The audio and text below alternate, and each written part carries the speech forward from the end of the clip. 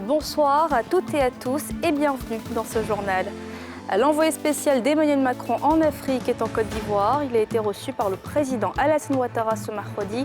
Au cœur des échanges, le futur partenariat militaire et sécuritaire entre les deux nations. C'est une très mauvaise nouvelle pour les producteurs de la noix de cajou. Le prix du kilogramme de l'anacarde a baissé de 40%. Les raisons expliquées dans ce journal. À l'occasion de la Journée internationale des langues maternelles, l'usage de ces langues pour améliorer la qualité de l'enseignement est une priorité pour le gouvernement ivoirien.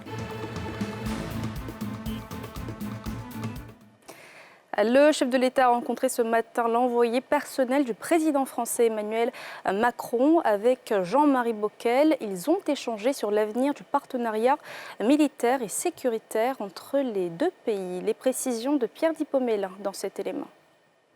En terre ivoirienne depuis lundi, Jean-Marie Bockel, envoyé personnel du président français pour l'Afrique, a eu des échanges avec le président ivoirien. Jean-Marie Bockel a d'abord félicité le président Ouattara pour le succès de l'organisation de la CAN et pour le titre de champion d'Afrique, avant de relever la qualité de la coopération militaire entre les deux pays. Une coopération appelée à être remodelée en fonction du contexte sécuritaire de la région. Nous avons évidemment évoqué, avec le ministre d'État, le président et le ministre, tout le travail qui a déjà été fait, notamment au niveau des chefs d'État, également entre vous-même et M. Lecornu, sur l'évolution du dispositif, les nouvelles attentes, les nouveaux besoins. Et nous avons évoqué les perspectives de ce partenariat en matière de sécurité et qui sont dans l'esprit, et je crois que c'est le plus important, des perspectives d'accompagnement, du renforcement de la force militaire souveraine de la Côte d'Ivoire. Le président Alassane Ouattara a fait un tour d'horizon de la situation sécuritaire sous-régionale et les défis qui sont ceux de la Côte d'Ivoire. La nouvelle est tombée ce matin et elle était très attendue par les acteurs de la filière. Le prix Borchamp de la noix de cajou s'établit à 275 francs CFA, soit 40 francs de moins que la précédente campagne. Pourquoi ce recul tarifaire? Le reportage de Mardoché Kwasi et Chèque Bleu. Le prix Borchamp du kilogramme de noix de cajou est fixé à 275 francs CFA pour 2024. Annonce faite au lancement officiel de la campagne de commercialisation de cette spéculation. Ce prix est en baisse de 40 francs CFA par rapport à celui de la campagne 2023. Une situation qui s'explique par la conjoncture internationale et les taxes supplémentaires créées par les principaux pays importateurs. Le Vietnam a pris des mesures pour plafonner les prix des produits qui viennent de l'Afrique. L'Inde a mis des taxes sur tous les produits qui arrivent de l'Afrique, en particulier de la Côte d'Ivoire, puisqu'il s'agit de la noix de cajou. Quand vous exportez la noix brute de cajou, ce sont les pays transformateurs qui le récupèrent. Mais quand eux, dans le souci de se faire plus d'argent, ou parce qu'il y a aussi les chocs exogènes avec la guerre russo-ukrainienne, ce qui se passe en Israël. Les gens prennent des mesures aussi pour sécuriser leurs produits. Avant cela, le ministre d'État Adjoumani a fait le bilan de la campagne 2023 de commercialisation de noix de cajou. Nous avons enregistré une production nationale commercialisée de 1 225 935 tonnes. Quant au prix Borchamp pratiqué, il a oscillé entre 150 francs et 415 francs CFA par kilogramme. Au niveau de la transformation, ce sont 28 unités actives qui ont transformé 265 863 tonnes de noix brutes, représentant 22% de la production nationale, contre 224 036 tonnes en 2022 et 136 854 tonnes en 2021. Pour cette nouvelle campagne, le ministre de l'Agriculture annonce une tendance à la hausse pour la production et la transformation. Des dispositions seront prises selon lui pour veiller à l'application effective de ce prix Borchamp annoncé. Dans l'actualité politique, le président du PDCI-RDA mobilise ses hommes pour la reconquête du pouvoir en 2025. Il a missionné en ce sens des cadres et militants de l'Ouest ivoirien lors d'une réunion au siège du parti en présence de Timé Danger et Zécré Joseph.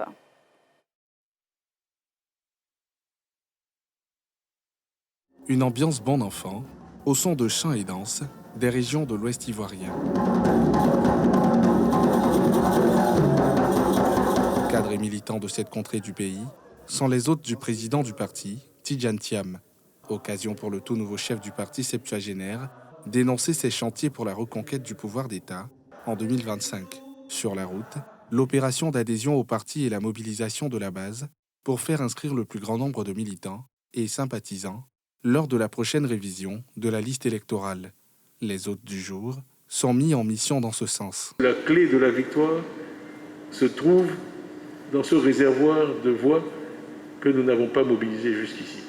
Et si vous suivez les mouvements migratoires dans le pays, on peut faire l'hypothèse qu'une grande partie de ces voix viendrait chez nous. Je compte vraiment sur vous parce que, et c'est pour ça que je me réjouis que la première réunion soit avec vous, parce que quand vous regardez les chiffres, cette question-là se pose essentiellement et avant tout à l'Ouest. Bien avant, la délégation conduite par l'ex-secrétaire général Alphonse Djedjemadi exprimait sa disponibilité à exécuter pleinement les mots d'ordre du parti et obtenir in fine le retour du PDCI au palais présidentiel du Plateau. Tout comme les représentants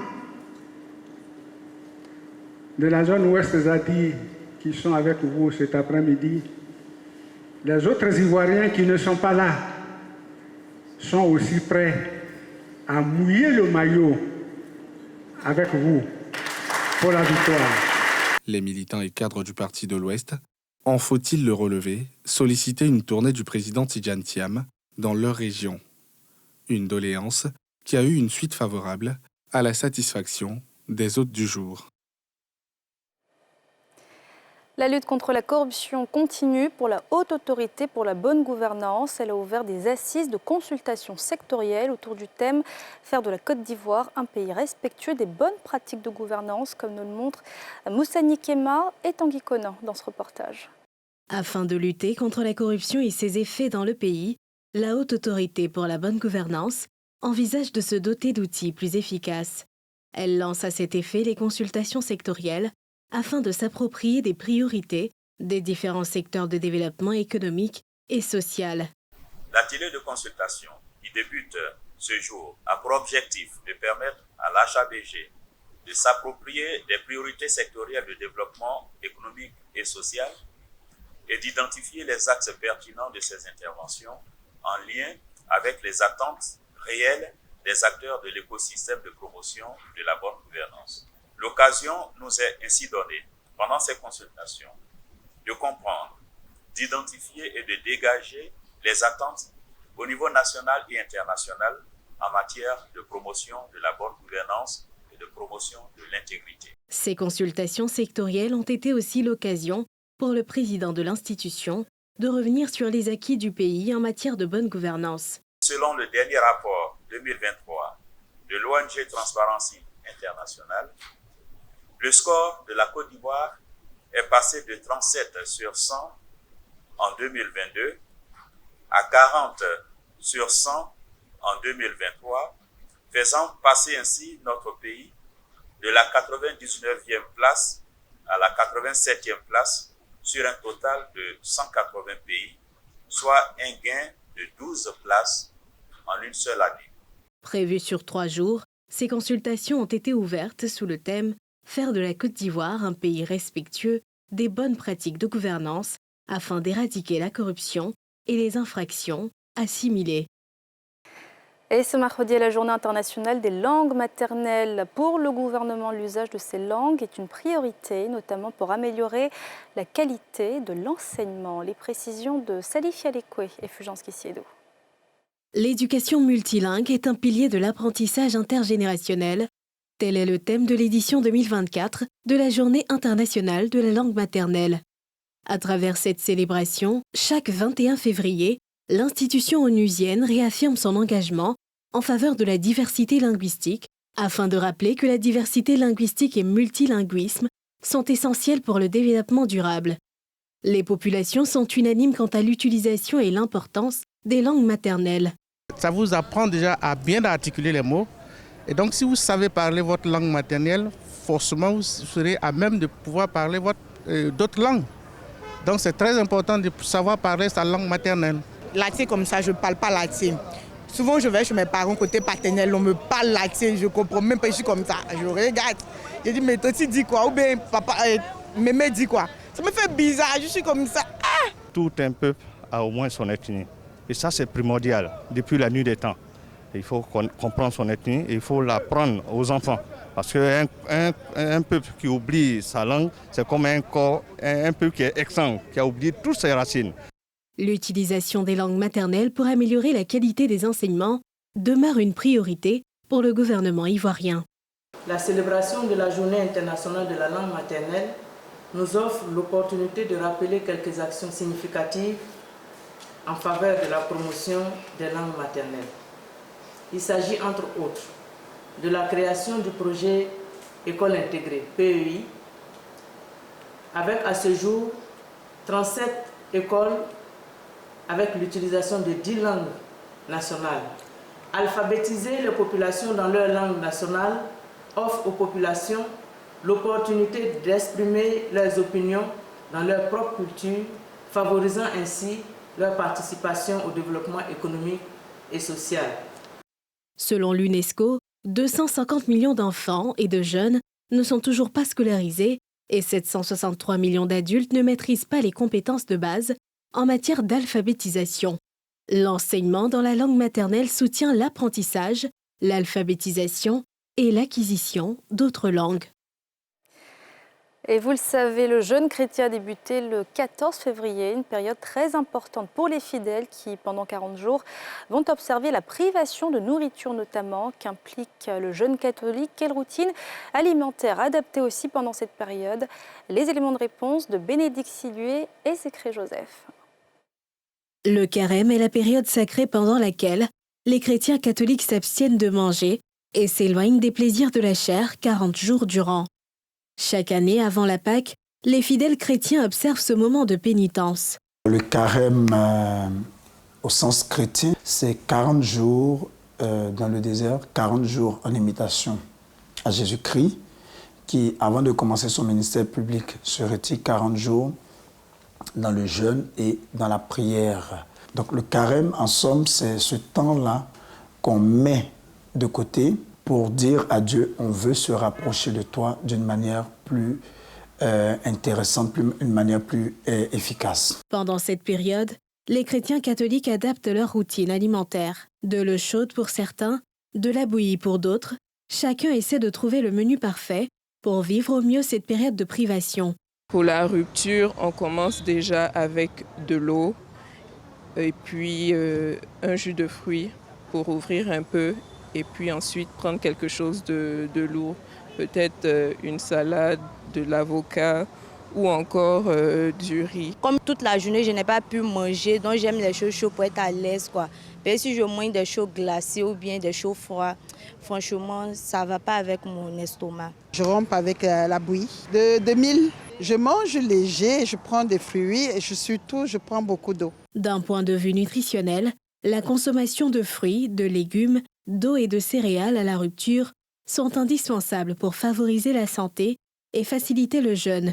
C'est une période où il faut manger assez simplement. C'est ce qu'on appelle une alimentation frugale. Manger simplement, léger, et puis avoir un dîner assez allégé qui peut permettre d'avoir une bonne digestion. Il ne faut pas se gaver dans cette période. Au-delà de la portée spirituelle, le jeûne a aussi une portée thérapeutique. Le jeûne permet de pouvoir réinitialiser le corps, nettoyer le foie, les reins, nettoyer un peu les organes, purifier un peu l'organisme un peu. On doit commencer toujours par des fruits et si possible des légumes. Manger léger. On peut prendre de la bouillie, on peut prendre de la bouillie de riz, de la bouillie de quaker, comme on le dit communément, c'est nos flocons d'avoine. On peut prendre aussi, selon votre bourse, vous mangez légèrement Ne mangez pas à votre faim, il faut manger avec des petites proportions. Vous hydratez parce qu'il fait très chaud en ce moment. Le carême chrétien, qui a débuté le 14 février 2024 avec le mercredi des cendres, s'achèvera au soir du samedi saint, le 30 mars, coïncidant ainsi avec celui des musulmans, prévu en début mars. La direction Zéo, village dans le département de Bangolo. Il retrouve le calme après plusieurs jours de heurts suite à la mort de Blesson Luc Gaël. L'instituteur sévèrement ligoté sur ordre du chef du village. Les appels à l'apaisement des autorités administratives et politiques ont été entendus. La grève annoncée des instituteurs de la région a été levée. Les précisions de Pierre Dipomella. Le calme est revenu dans la localité de Zéo après les remous suite à la mort tragique de Gaël Blesson, l'instituteur bénévole. Les enseignants avaient pris d'assaut les rues, réclamant justice. La grève qu'ils projetaient a aussi été levée, grâce à la médiation des autorités administratives et politiques qui ont multiplié les rencontres avec les villageois. Nous avons eu l'occasion d'échanger avec les instituteurs qui ont décidé de poser un mot d'ordre de grève en liaison avec le préfet. Nous avons parlé à ces jeunes gens, aux différents syndicalistes, pour leur demander de surseoir leur mot de grève, parce qu'il s'agit de nos enfants, qui d'ailleurs, par ailleurs, dans le département de Bangolo, sont largement en retard en termes de qualité des résultats d'enseignement. Je crois que nos enfants, les instituteurs syndicalistes, nous ont entendus. Ils ont entendu l'appel du préfet au calme. Ils ont aussi entendu le mien. La mère du défunt, la voix étreinte par la douleur, pleure son fils et appelle à faire la lumière sur cette tragédie. Cet enfant aimait tellement sa maman et ses frères et ses sœurs. Et je suis aujourd'hui mon cœur saigne. Et là où je suis arrêté devant vous, je demande que justice soit faite. Un enfant étranglé comme ça, attaché comme un bœuf, c'est du jamais vu dans la terre, sur la terre que nous vivons. Samedi 10 février, le jeune instituteur bénévole, accusé d'avoir volé la somme de 100 000, a trouvé la mort chez le chef du village de Zéo, qu'il avait fait ligoter sans ménagement. Dans une société où les critères de beauté ne cessent d'évoluer, certaines femmes s'engagent dans une quête de courbe idéale, de la recherche d'un fessier rebondi aux poitrines généreuses. Elles sont prêtes à tout et à même franchir certains risques pour obtenir la silhouette parfaite. Le reportage de Myriam Touré et Fulgence Kissiedo. Sirop, huile, crème, gaine amincissante.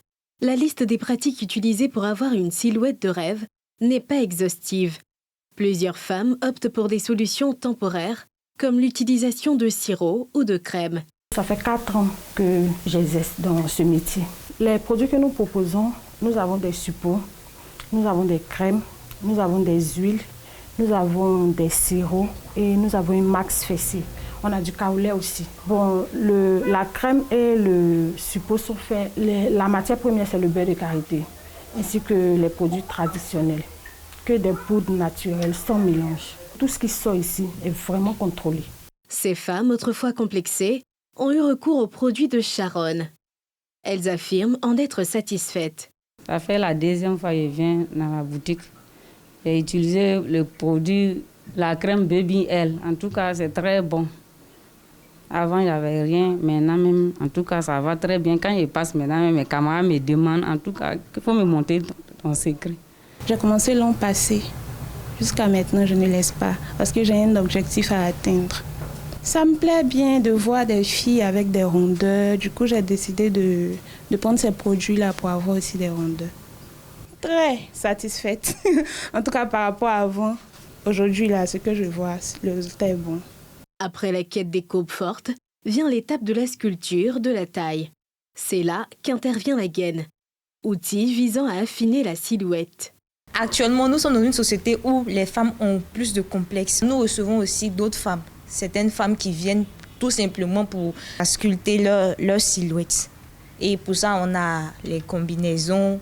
Pour plus accentuer la forme, nous avons aussi des cyclistes rembourrés. Ça donne des hanches. Et quand c'est comme ça embellit la silhouette dans les vêtements.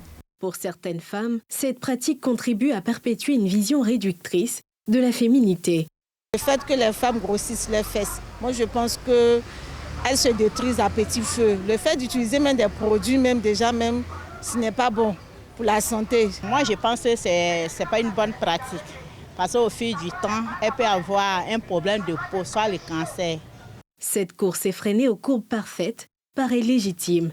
Mais il est important de se rappeler des dangers qu'elle comporte. Une menace sur la santé qui invite à se concentrer sur la santé, le bien-être et l'acceptation de soi. Et voilà, c'est la fin de ce journal. Merci de l'avoir suivi. Bonne suite de programme sur la nouvelle chaîne ivoirienne.